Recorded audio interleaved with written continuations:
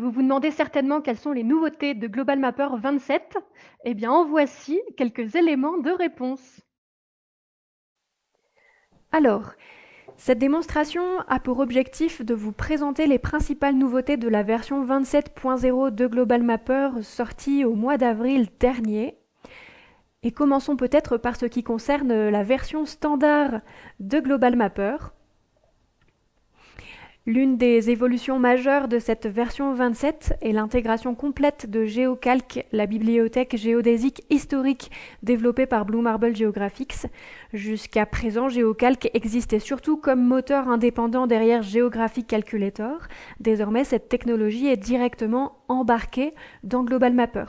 Cela signifie que toutes les opérations dans Global Mapper liées au système de coordonnées, aux datums et aux transformations géodésiques bénéficient maintenant du moteur de calcul haute précision de GeoCalc.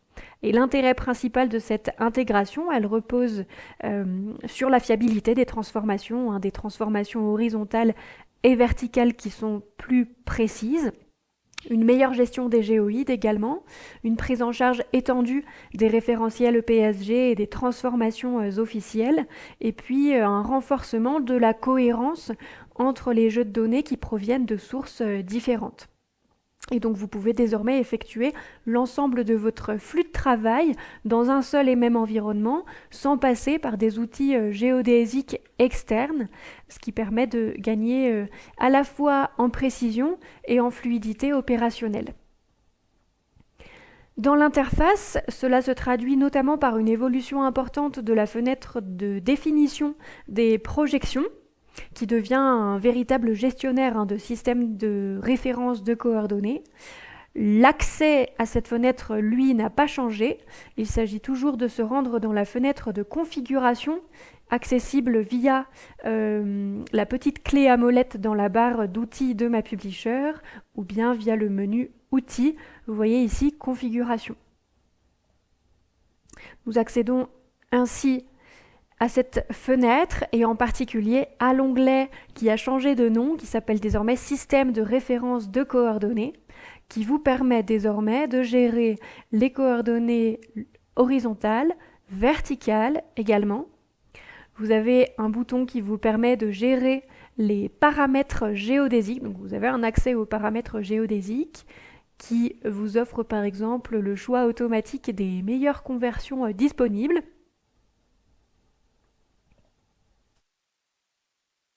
Et vous avez la possibilité pour chaque système de coordonnées, horizontal ou vertical, de venir modifier la définition du système de coordonnées actuel.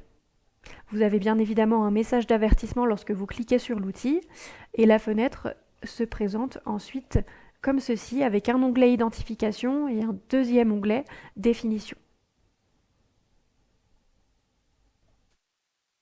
Alors je le disais tout à l'heure, vous avez aussi, grâce à cette intégration de GeoCalc, une prise en charge étendue des référentiels EPSG et des transformations officielles, ce qui fait que, par exemple, si vous travaillez sur une zone comme les Antilles françaises, vous serez susceptible d'utiliser le système de projection RGAF 09 auquel vous avez désormais accès.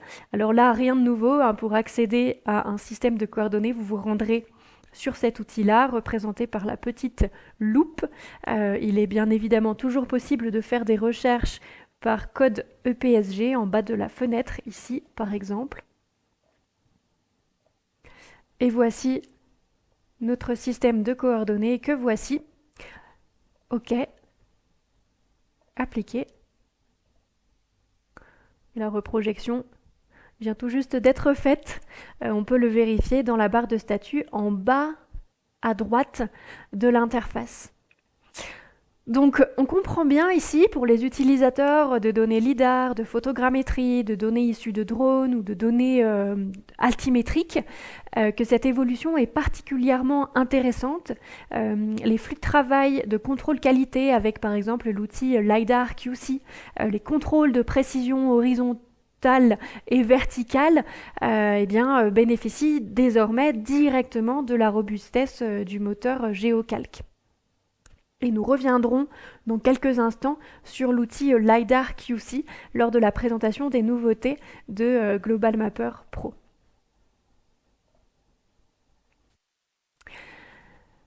Également, cette version standard de Global Mapper 27.0 bénéficie d'une interopérabilité renforcée. Les utilisateurs de Global Mapper de longue date le savent. Global Mapper est un logiciel connu pour sa capacité à importer et exporter un large panel de formats de fichiers. On parle d'ailleurs de plus de 350 formats pris en charge. Et cette version 27 s'inscrit dans cette ligne avec désormais la prise en charge des nuages de points optimisés pour le cloud et du format Esri SLPK en lecture seule. La prise en charge également en lecture et écriture des fichiers au format LAS en V1.5. Cela inclut la prise en charge interne des décalages temporels GPS pour une meilleure précision. La prise en charge de l'exportation des données de points et de lignes chargées vers un fichier au format d'obstacle TF-ADS. Et la prise en charge de l'exportation des fichiers au format de grille géodésique Trimble GGF. Passons désormais aux principales nouveautés de l'extension Pro, et en particulier à une mise à jour importante qui a été apportée à l'outil de contrôle qualité LiDAR QC de Global Mapper, permettant la correspondance des composantes X, Y et Z des points de contrôle avec les points associés dans le nuage de points. Cet espace de travail contient un nuage de points issu d'un drone ainsi qu'une couche de points de contrôle relevée par ailleurs. Et sur la carte 2D, on constate un décalage horizontal assez net entre les cibles du nuage identifiable sur le nuage puisqu'il est colorisé et les points de contrôle qui apparaissent ici sous la forme d'entités ponctuelles en orange. Et la nouveauté, elle réside ici, dans le décalage horizontal entre les points de contrôle et les fameuses cibles qui ont été disposées sur le terrain, sachant que l'objectif est donc de réajuster le nuage de points LiDAR, en particulier verticalement, donc de réajuster le nuage par rapport à l'altitude des points de contrôle qui apparaissent ici en orange sur la carte. Dans le profil de tracé, les points jaunes qui apparaissent au niveau du sol, ce ne sont pas les points de contrôle, ce sont simplement les vertex du profil qui a été tracé ici en jaune sur la carte. Pour les faire disparaître, il faut se rendre dans la fenêtre de réglage du profil. Vous voyez dans l'onglet paramètres généraux, nous décochons cette option afficher la position de chaque vertex du tracé pour nous rendre ensuite dans l'onglet affichage des données et bien cocher l'option dessiner les entités de points 3D dans le corridor du tracé. OK. Et nous disposons désormais des points de contrôle dans le profil de tracé qui se situe environ 2 mètres au-dessus du sol. Pour ajuster le nuage par rapport à ces points de contrôle, il faut donc utiliser l'outil LiDAR QC qui est accessible via la barre d'outils de traitement LiDAR de Global Mapper. C'est l'outil qui se caractérise par un triangle avec un point à l'intérieur. Lorsque l'on clique dessus, pour l'instant rien de nouveau, nous obtenons cette fenêtre de dialogue qui permet de spécifier les points de contrôle, le ou les nuages de points à ajuster. Nous sommes également amenés à spécifier la distance maximum de recherche que nous spécifions ici à 3 mètres. Donc nous recherchons les points du nuage de points dans un rayon horizontal de 3 mètres autour de chaque point de contrôle. Il faut imaginer un cône vertical qui a le rayon spécifié ici. Et puis nous spécifions également le nombre maximum de points à prendre en compte au moment de la recherche. OK. Et là, nous obtenons cette fenêtre de dialogue. Par défaut, pour la rectification verticale, chaque point de contrôle a déjà été comparé à l'altitude du nuage de points selon les paramètres de configuration du calcul d'altitude du nuage de points défini dans la fenêtre de dialogue que nous avons eue juste avant. En l'absence de décalage horizontal, vous pouvez appliquer uniquement les options d'ajustement vertical, puisque celles-ci sont calculées automatiquement. Néanmoins, en cas de décalage horizontal, comme c'est notre cas, il faut associer manuellement les points de contrôle à leur remplacement dans le nuage de points pour ajuster le rapport de décalage horizontal et éventuellement appliquer une rectification 3D.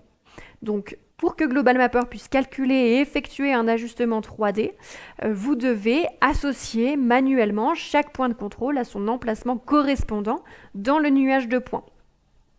Donc nous allons le faire et la partie nouvelle qu'apporte cette version 27 de Global Mapper, elle se situe ici au centre de la fenêtre de dialogue. Vous avez une prévisualisation du nuage proposé à droite et puis à gauche, nous avons un champ position X, Y, Z qui affiche automatiquement la position du nuage de points associé au point de contrôle. Donc, si la position par défaut est modifiée, les nouvelles informations de positionnement seront enregistrées en tant qu'attribut assoc pos que vous avez juste en haut, vous voyez, X, Y et Z.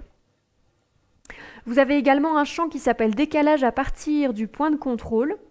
Donc, ce sont les décalages individuels X, Y et Z mesurés entre le point de contrôle et sa position dans le nuage de points. Et enfin, vous avez un champ décalage total, qui est la distance 3D entre le point de contrôle et sa position dans le nuage de points. C'est une amplitude totale du vecteur 3D. Alors concrètement, comment est-ce que l'on ajuste horizontalement nos points de contrôle? Eh bien, nous allons les travailler les uns après les autres. Nous nous plaçons déjà sur le premier en haut de la liste.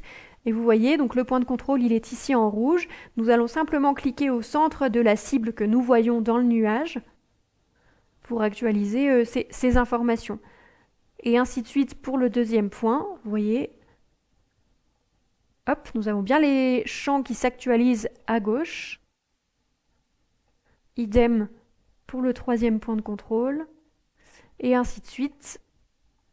Vous voyez ainsi une petite flèche noire se placer sur la carte indiquant le changement de position horizontale du point.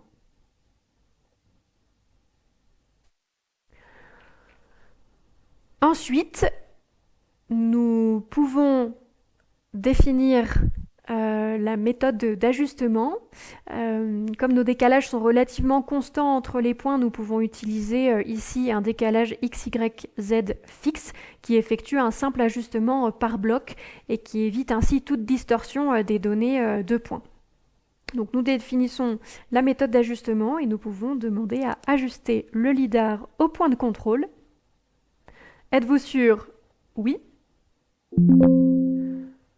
OK. Nous pouvons fermer la fenêtre. Et nous constatons dans la vue principale 2D le changement de position de nos points de contrôle qui se sont bien positionnés désormais au centre de chaque cible, visible dans le nuage colorisé.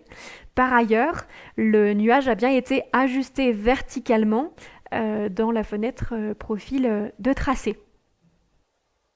Autre nouveauté de cette version 27.0 de Global Mapper Pro, il s'agit du nouvel outil de création guidée de lignes de fracture ou de lignes de rupture qui crée des lignes de rupture 3D individuelles à partir de points d'amorçage placés par l'utilisateur lui-même à partir d'une couche terrain. C'est pour cela que nous retrouvons notre modèle numérique de terrain qui a cette fois-ci été importé sous la forme de catalogue de cartes. Nous le reconnaissons grâce à ce petit symbole caractéristique en jaune dans le centre de contrôle. Contrairement à l'outil similaire que nous avons ici dans la barre d'outils de Global Mapper, générer des lignes de fracture et qui recherche des valeurs spécifiques dans une zone, l'outil ligne de rupture guidée qui se situe juste à sa droite permet de pointer directement les éléments de terrain à extraire. Cela permet ainsi un contrôle précis de l'extraction d'éléments linéaires spécifiques comme les bordures de trottoir, les rebords de route ou bien encore des lignes de crête. Cliquer sur l'outil permet d'accéder à cette fenêtre de dialogue qu'il est possible d'ancrer pour qu'elle prenne un petit peu moins de place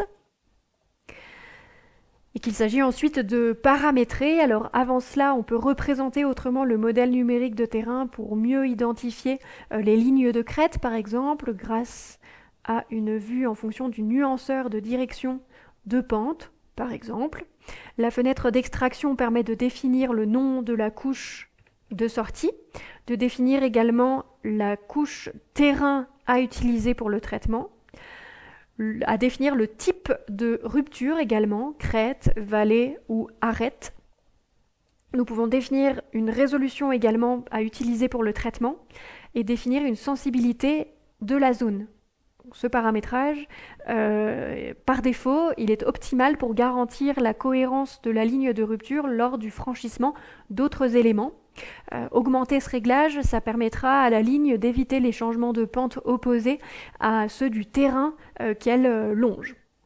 Nous, ici, nous allons laisser tout cela par défaut et générer notre ligne de cette manière-là, en cliquant d'abord sur le premier bouton « Placer des points d'amorçage ». Donc nous allons placer nos fameux points d'amorçage sur cette zone-là, par exemple. Hop, un premier point, puis un deuxième, puis un troisième. Et au fur et à mesure où la ligne se crée, elle prend un style particulier, assez foncé, qui fait qu'on la distingue assez peu sur ce type de représentation du modèle numérique de terrain. On pourrait revenir avec le nuanceur Atlas. Hop. Et voici notre ligne. Il est possible de fermer l'entité à partir d'un clic droit, ici. Et pour mieux visualiser l'entité de ligne, nous allons masquer le modèle numérique de terrain. Voici l'entité de ligne, qui est bien une entité de ligne 3D, ce qui signifie que chaque vertex possède bien une information d'altitude qui a été relevée sur le modèle numérique de terrain. Et ça, nous pouvons le vérifier grâce à l'outil Info. Nous cliquons sur l'entité de ligne et vous avez ici le bouton Vertex qui permet d'accéder à la liste de chacun des vertex de l'entité de ligne pour lesquels nous avons une valeur de X, de Y et de Z.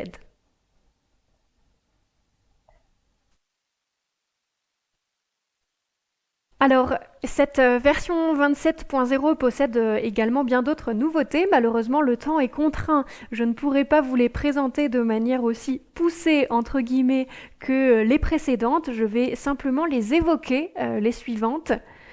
Vous avez dans cette extension Pro plusieurs autres améliorations, donc un outil de champ de vision qui a été reconfiguré, qui est toujours disponible dans la version standard bien sûr, mais qui inclut de nouvelles options pour optimiser le placement de la hauteur des émetteurs sur les données de terrain.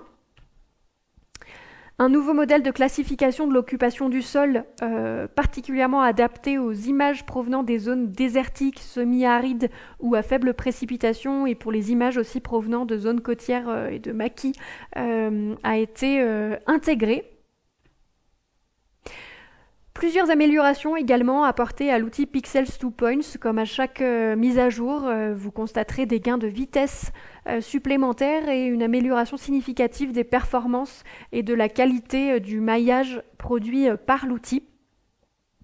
Également, la prise en charge à l'exportation des données de nuages de points chargés au format E57. Et enfin, la prise en charge des scripts pour les outils d'inférence, d'apprentissage profond, notamment la classification de l'occupation du sol, l'extraction des bâtiments et la détection des véhicules. Nous arrivons au terme de cette présentation des principales nouveautés de la version 27.0 de Global Mapper. Bien sûr, si vous avez des questions, n'hésitez pas à nous contacter. Et si vous voulez aller plus loin dans la découverte et la prise en main de Global Mapper, sachez que nous proposons des formations inter- ou intra-entreprises. J'indique au passage qu'il est encore temps de s'inscrire à la toute prochaine session inter-entreprise du mois de juin. La session sur Global Mapper se tiendra du 15 au 19 juin et celle sur les traitements LIDAR se tiendra la semaine suivante du 23 au 25 juin. Peut-être y a-t-il des enseignants-chercheurs ou des étudiants dans l'auditoire. Je vous indique qu'il existe un programme académique qui offre un accès gratuit à Global Mapper à des fins d'enseignement. Et puis si vous êtes friand des trucs et astuces, n'hésitez pas à vous rendre sur le forum de Géomatique, vous y trouverez de la ressource fort utile. Et il ne me reste plus qu'à vous remercier de votre attention.